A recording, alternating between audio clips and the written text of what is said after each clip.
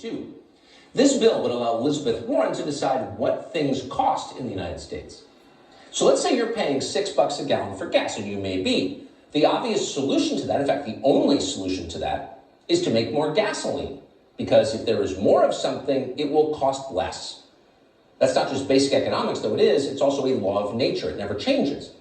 But Elizabeth Warren wants the opposite. She does not want more gas. In fact, she's worked hard to prevent the United States from producing more gasoline. And that's the main reason it's so expensive. What Elizabeth Warren wants instead is control over gasoline and over everything else, and this bill will give it to her. See how this works? And this is why the Biden administration has shut down oil and gas leases in the middle of an energy crisis. And not just that, they're crushing refineries. According to one analysis by Hot Air, quote, 7 American refineries, which formerly processed 806,000 barrels of oil per day, have gone offline. Some simply shut down, while others were being converted to biofuels like ethanol to meet the demands of the environmental lobby. These losses have left the United States with 124 operating oil refineries. That is 10% fewer refineries for gasoline, diesel, and jet fuel than we had in 2016, even as demand has continued to increase. No more oil or gas for you. And that's why you can't afford to fill your tank. Instead, the Biden administration is demanding that states build wind turbines that sound good, but unfortunately don't actually work.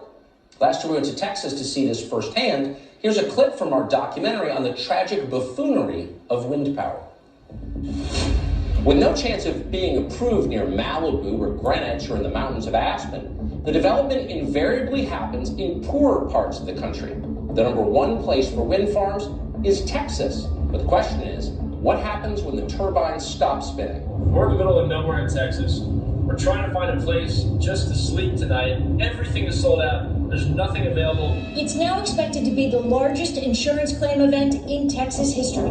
This winter storm totally overwhelmed the power system in Texas. And I can tell you this morning, nearly 4.2 million Texans still have no electricity. Texas has the most wind power capacity in the United States.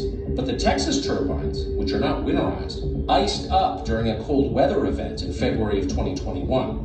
Electricity output collapsed. Texas regulators ordered rolling blackouts Monday as an Arctic blast has frozen wind turbines. No water in the hotel. The Texas grid, like the California grid, is becoming increasingly unreliable and difficult to maintain, difficult to keep that power in a steady basis. This 20-year-old turbine is leaking oil. Doesn't look too green to me. So the point of an energy grid is to produce and transmit energy. It has only one purpose, and that purpose is being sabotaged on purpose by the Biden administration and by Wall Street in favor of green energy, in favor of windmills that don't actually work. And as a result of that, we're facing the prospect of more blackouts this summer. We don't have electricity anymore. It's a first world country. But Elizabeth Warren has a fix for that. Quote, it shall be unlawful for a person to sell or offer for sale a good or services at an unconscionably excessive price during an exceptional market shock, regardless of the person's position in the supply chain or distribution network. So the argument here, this is Elizabeth Warren's argument, the economy has been in a period of exceptional market shock since the pandemic began.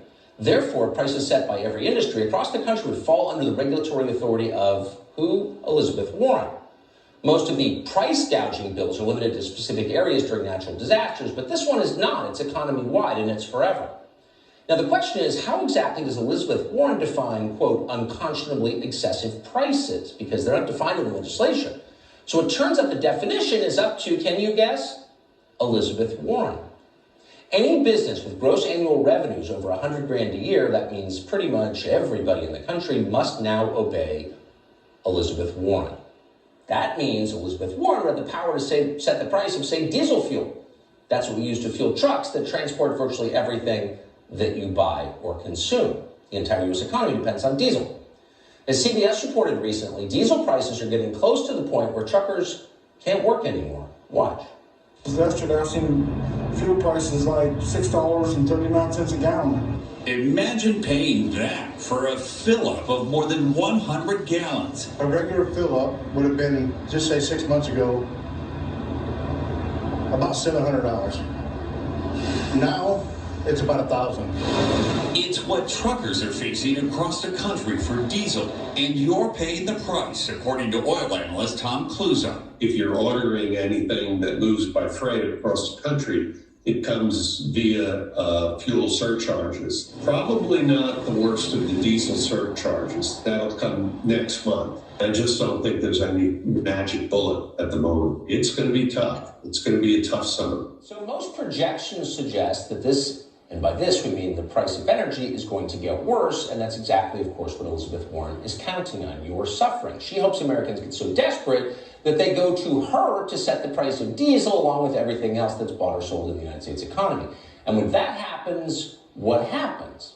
Interesting question. So at this point, a lot of money is floating around the U.S. economy, and that's because of government spending. Federal Reserve prints money, it goes to the banks, and then it filters down to Wall Street, and they buy bigger houses. And yet at the same time, supplies of essential goods are very limited. So when you impose price controls in that kind of environment, anyone, bidding wars start, and prices go up even higher. As the economist Alan Cole put it recently, you'll inevitably get a scalper's paradise.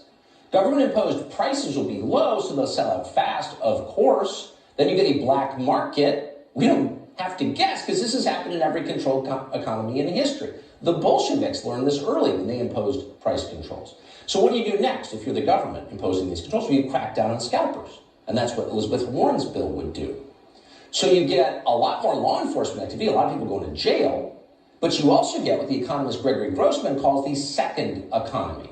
So people do anything they can to get the government-approved lower price. The Soviets traded favors and established protection rackets. They called the system blot, which translated from the Polish meant someone who provides cover. What you get is corruption. Corruption is the inevitable result of price controls. Even the Soviets learned this after almost 70 years. That's why Gorbachev abandoned price controls in the 1990s. Nicolas Maduro, though a pretty rigorous Marxist, also abandoned price controls in Venezuela. He did that 3 years ago. In the 1970s, Richard Nixon also realized, can you imagine? Price controls don't work, but only after he froze all prices and wages to a massive spike in demand and double-digit inflation. So people who don't understand basic economic principles probably shouldn't fool around with the economy, but they can never control themselves. And that's why some of the biggest figures in the Democratic Party right now want to repeat mistakes we have seen countless times. It's not just Elizabeth Warren. It's the supposedly moderate Bob Casey, Sheldon Whitehouse, who's not very bright, and Bernie Sanders, and Ed Markey, and Jeff Merkley, and Tammy Duckworth, and Dianne Feinstein. They're all on board with this bill.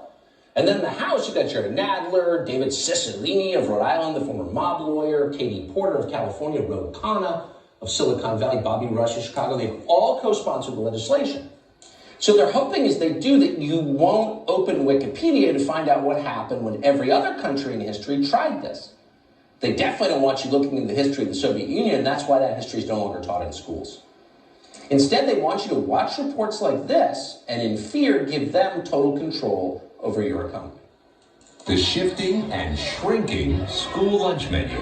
Supply chain disruptions and the spiraling cost of key ingredients has forced school districts to pull back or make substitutions. At some schools, no more hamburgers or chicken patty sandwiches due to problems and the price of buying buns and ketchup.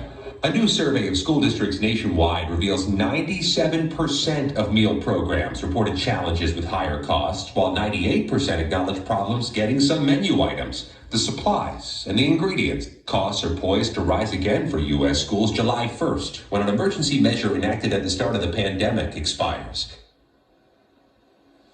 So we're not shilling for big business here. We don't work for Joe Biden. We don't have to. In fact, we're often nightly critical of big business. But let's be honest for a second. Does any serious person actually believe that hamburger and chicken patty manufacturers are holding back supplies of their products because they're greedy? That's not what's happening. We wish it were what's happening, because you could probably fix that. But that's what they're telling you is happening. And they're telling you that so you'll believe it. They want you to believe that the baby formula shortage isn't about supply, it's about pricing. Unfortunately, that's just not true. Here's NBC with the latest figures on the shortage. The FDA telling NBC News it is concerned not having certain formulas available on shelves could pose life-threatening risks for infants. Mom Sydney Galvin says she's been grappling with the shortage for 2 months after their formula was recalled. How are you dealing? I'm just really taking it day by day, to be honest. Unable to find her formula on shelves, she had no choice but to suddenly switch brands. Texas has been hit particularly hard. The formula out of stock rate here is now 50%.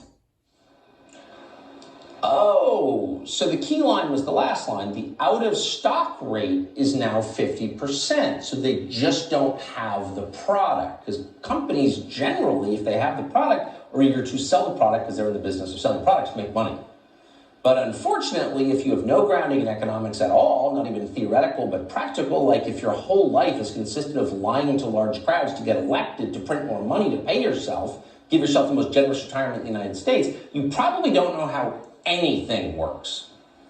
And that would describe most leaders in the Democratic Party. So their solution, not surprisingly, is the Soviet solution. It will make the problem worse, but it will make them more powerful. Oh, do you not like that? Oh, we're sorry. We'd love to hear your complaints, but we're not available at the moment. We've flown private to a global warming conference.